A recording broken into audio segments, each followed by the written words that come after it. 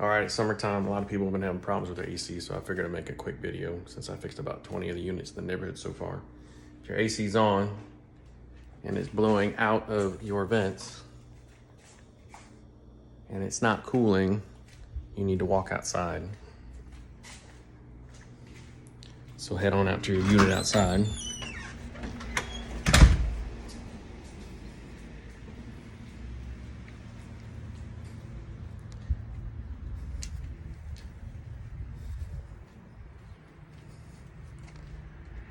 This will tell you real quick whether or not it's a capacitor or not. I'll put a link to the capacitor in here that I use.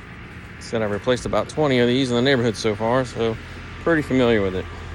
So what you're gonna do is walk out here to your unit with the fans blowing, right? And the next thing you're gonna do is reach down to these two copper lines down here, right? And grab them. One should be hot. One should be cold if it's working properly. If it's not, and they're the same temperature, that means your compressor's not working. It's the piece that's down underneath inside the unit, right? The capacitor sits behind this cover right here. There's two little screws, one there, one there. What you're gonna wanna do is go inside and turn your unit off. And then this box right here, you'll lift this up. You'll see there's a little handle here. You'll pull that out, right? And that's called an electrical disconnect. Once that's done, you're gonna take this cover off. Underneath that cover is a capacitor. And I'm gonna show you what it looks like because I have a few of them.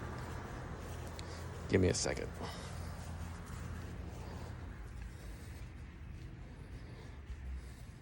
If you're not mechanically inclined, this is something you probably shouldn't do. But it is an easy 5-minute fix.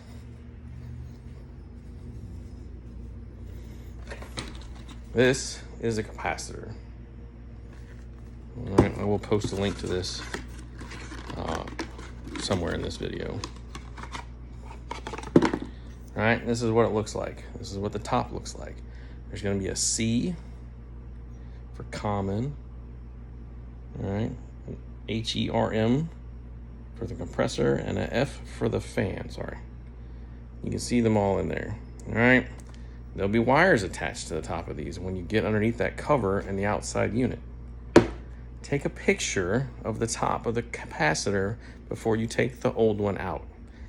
Take a screwdriver, all right? Once you take the capacitor out, all right, be careful. You're dealing with something that could have electricity in it. Remove the wires and plug them in to the new capacitor. Very simple. Plug them back in the same spot, all right? That's why you take the picture before you take the wires out. Once you do that, put everything back together, reinstall that electrical disconnect, and then go turn your unit back on, and it should be working properly. If you have questions, you can contact me.